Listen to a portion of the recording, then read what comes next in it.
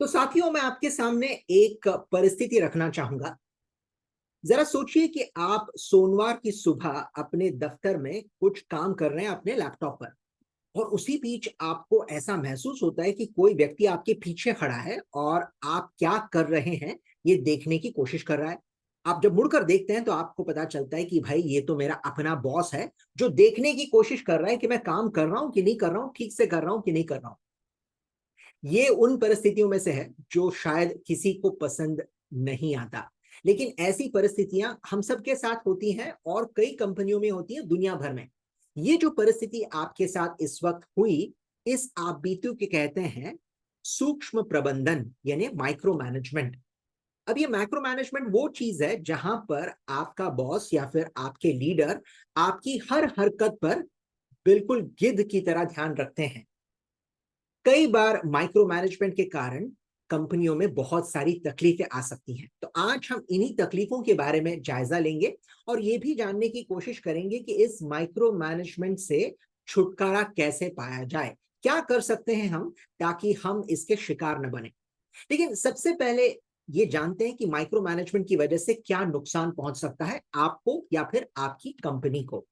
देखिए, जब आपको ये महसूस होता है कि हर वक्त कोई बिल्कुल एक सैटेलाइट की तरह आप पर मंडराने की कोशिश कर रहा है, आपकी हर गतिविधि पर बारीकी से नजर रख रहा है, तो फिर आपको कैसा महसूस होगा? आपको बहुत बुरा महसूस होगा। इसका सीधा सीधा प्रभाव आपके मनोबल पर पड़ेगा और आपका मनोबल धीरे धीरे नकारात्मकता की ओर बढ़ते चला जाएगा। और जिसका मतलब है कि अगर ये नकारात्मकता पूरी टीम में फैल गई तो उससे लोगों को काफी स्ट्रेस यानी तनाव भी महसूस होता है। और जब मनोबल टूट जाए और तनाव भी महसूस हो तो इसका मतलब है कि लोग अक्सर नौकरी छोड़ने पर मजबूर हो जाते हैं। तो इसका बिल्कुल सीधा परिणाम जो है वो आपके कंपनी के व्यवसाय पर होता है। और ऐसा ही कई बार हुआ है कि लोगों ने माइक्रो मैनेजमेंट के चलते यानी सूक्ष्म प्रबंधन के चलते अपनी नौकरी को लात दे मारी हो और अपने काम से भी वो मायूस होकर लौटे। तो जब लोगों को पता है कि सूक्ष्म प्रबंधन, माइक्रो मैनेजमेंट एक बुरी बला है, तो फिर लोग इसका इस्तेमाल करते ही क्यों है? अब इसकी कुछ वजहें हैं जो जानना बेहद जरूरी है। तो वैसे तो बहुत सारे कारण हो सकते हैं, लेकिन मैं आपके समक्ष तीन ऐसे मुख्य कारण रखने की कोशिश करूंगा जिससे मैं आपको समझा पाऊं कि लोग माइक्रो मैनेजमेंट यानी सूक्ष्म प्रबंधन इस्तेमाल में क्यों लाते हैं। तो आइए, सबसे पहला कारण जो है उसे कहते हैं भरोसे का ना होना। अब इसका क्या मतलब है? देखिए, अगर मैं आपका बॉस हूं और मुझे आप पर कतई विश्वास नहीं है या भरोसा नहीं है, इसका मतलब है हो सकता है मुझे लगता है कि आप दिया गया काम ठीक से नहीं कर पाएंगे या बखूबी नहीं निभा पाएंगे, या फिर मुझे कहीं ना कहीं आपके चरित्र पर, आपकी मंशा पर शक है। तो फिर मैं आपकी हर बात को बिल्कुल बारीकी से देखूंगा, उसको माइक्रोस्कोप के नीचे रखकर देखूंगा। या फिर आपने जो काम किया है उसको करते वक्त मेरी नजर आप पर हमेशा गड़ी रहेगी। ये इसलिए होता है क्योंकि यहां पर इस रिश्ते में भरोसा या तो नहीं है या तो ना के बराबर है। दूसरी जो वजह है जिसकी वजह से लोग अक्सर ऐसा करते हैं, उसे कहा जाता है भूतपूर्व अनुभव, यानी पास्ट एक्सपीरियंस। अब इसका क्या मतलब हुआ? अगर मैं आपका बॉस हूं और मेरे जो बॉस थे वो भी यही किया करते, तो मुझे लगता है कि यही सही तरीका है।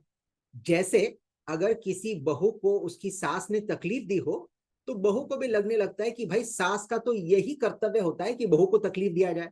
बिल्कुल उसी तरह से अगर आपके बॉस को उनके बॉस ने माइक्रो मैनेजमेंट से तकलीफ दी हो, तो कहीं ना कहीं उनके जहन में यह बात बस जाती है कि भाई लीडरशिप का, नेतृत्व का यही सही तरीका है। लोगों पर यकीन नहीं करना चाहिए, उनकी हर बात, उनकी हर चीज पर बारीकी से ध्यान रखना जरूरी है। तो फिर मैं भी वही बर्ताव बिना सोचे समझे करने लगता हूं, क्योंकि मुझे अपने बॉस में कोई गलती नजर नहीं आई, तो मुझे लगता है कि भाई मैं जो करता हूं वो मेरे लोगों को भी सही ही लगेगा, उसमें कोई गलत उन्हें नजर नहीं आएगा। लेकिन अक्सर ऐसा होता नहीं है। अक्सर माइक्रो मैनेजमेंट से लोग जो है काफी परेशान होते हैं। तीसरी अहम वजह जिसकी वजह से ऐसा होता है उसे कहते हैं परसेप्शन। अब परसेप्शन का मतलब है पूर्व धारणा। अब ये इसका क्या मतलब हुआ? देखिए, कई बार जो मैनेजर होते हैं, बॉस होते हैं, उनको लगता है क्योंकि मेरी टीम नई है, या फिर मेरे पास सबसे ज्यादा अनुभव है, तो मैं अगर इस अनुभव को उनके साथ बांटूं, हर वक्त उनके काम पर ध्यान रखूं, तो इससे मेरी टीम को भरपूर लाभ पहुंचेगा। अब ये मंशा तो सही है, लेकिन यहां पर पूर्व धारणा यह है कि हर वक्त लोगों पर ध्यान रखने से आप उनकी मदद कर रहे हैं। तो कई बार लोगों को लगता है कि माइक्रो मैनेजमेंट से मैं दरअसल लोगों की मदद कर रहा हूं या कर रही हूं, लेकिन ऐसा कतई नहीं होता। जब आप लोगों की जरूरत से ज्यादा मदद करने की कोशिश करते हैं, तो इससे आप उनकी मदद नहीं बल्कि आप उनके रास्ते में बाधा उत्पन्न करते हैं। तो कई बार अगर आप एक बॉस के नाते हर वक्त लोगों के इर्द गिर्द मंडराते रह गए ये देखने के लिए कि वो क्या कर रहे हैं, कैसे कर रहे हैं, तो इससे लोगों का मनोबल जरूर कम होगा। तो ये जो पूर्व धारणा है, इससे उभरना भी काफी जरूरी है। तो ये कुछ मुख्य कारण हैं जिनके चलते लोग माइक्रो मैनेजमेंट करने पर उतारू हो जाते हैं। लेकिन ये तो हुई समस्या। इस समस्या का कोई समाधान भी है? तो जवाब है हाँ। तो क्या समाधान है इसका? तो मैं आपके समक्ष 3 ऐसे उपाय रखना चाहूंगा जिनका इस्तेमाल किया जा सकता है, और ये तीनों उपाय अलग अलग लोगों के लिए हैं। एक उपाय अगर आप मैनेजर हैं तो आपके लिए, एक उपाय अगर आप कर्मचारी हैं तो आपके लिए, और तीसरा उपाय अगर आप कार्यस्थल पर मैनेजमेंट की भूमिका में हैं तो आपके लिए। तो आइए जानते हैं हर उपाय को। सबसे पहला उपाय जो है वो मैनेजर यानी लीडर के लिए है कि अगर मैं कहीं ना कहीं माइक्रो मैनेजमेंट या सूक्ष्म प्रबंधन के चक्कर में फंसा हुआ हूं या फंसी हुई हूं, तो मैंने अपने बर्ताव को कैसे बदलना चाहिए। अब ये सवाल थोड़ा टेढ़ा है, थोड़ा पेचीदा है। क्यों? क्योंकि अगर मुझे इस बात का ज्ञान है कि मैं माइक्रो मैनेजमेंट कर रहा हूं, तो मैं वैसे ही उसे रोक दूंगा।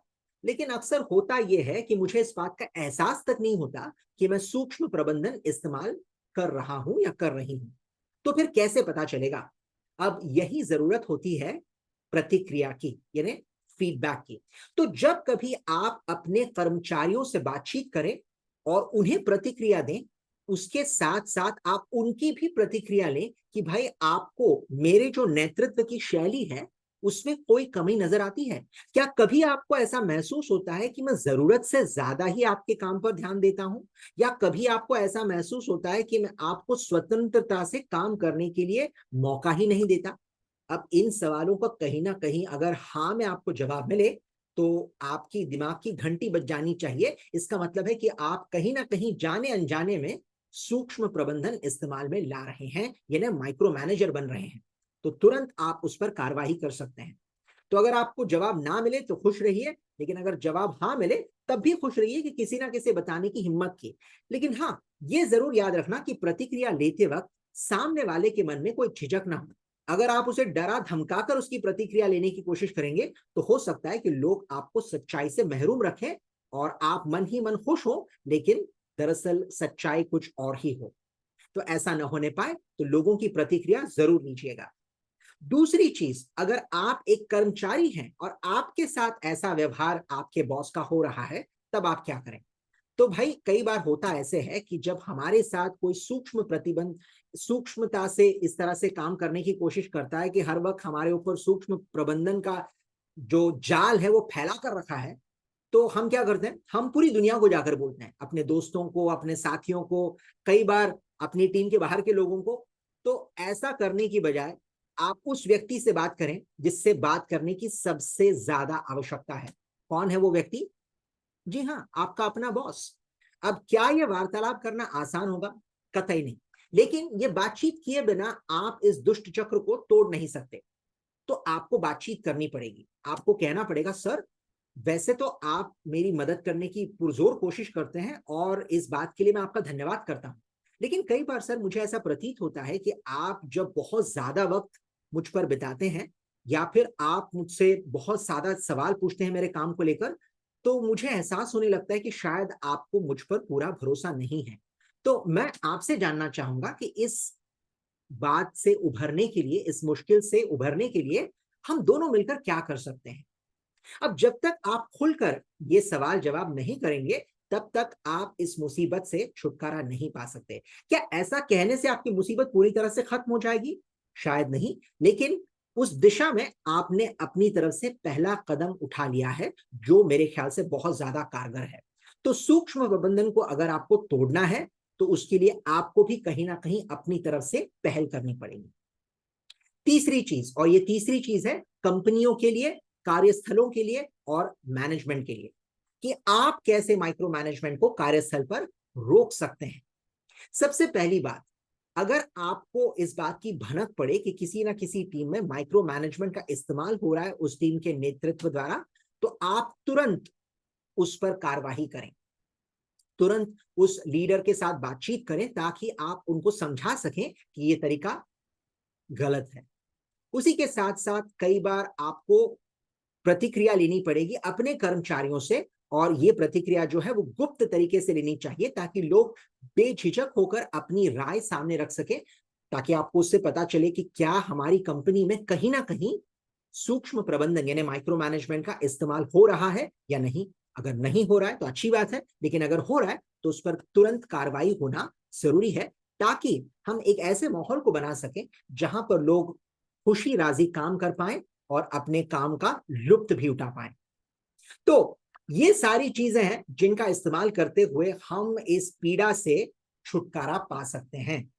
तो मैं आशा करता हूं कि आपने मेरी बातें ध्यान से सुनी होंगी, तो इनका इस्तेमाल कीजिएगा और फिर मुझे जरूर बताइएगा कि इन बातों से कहीं ना कहीं क्या आपको कोई लाभ पहुंचा है या नहीं पहुंचा है, और अगर लाभ पहुंचा है तो क्या लाभ पहुंचा है। मैं आपकी बातें सुनने के लिए काफी उत्सुक रहूंगा, तो जल्द मुझे बताइएगा कि इन चीजों से आपको क्या फर्क पड़ा। मेरी बातें ध्यान से सुनने के लिए बहुत बहुत धन्यवाद। फिर मिलेंगे।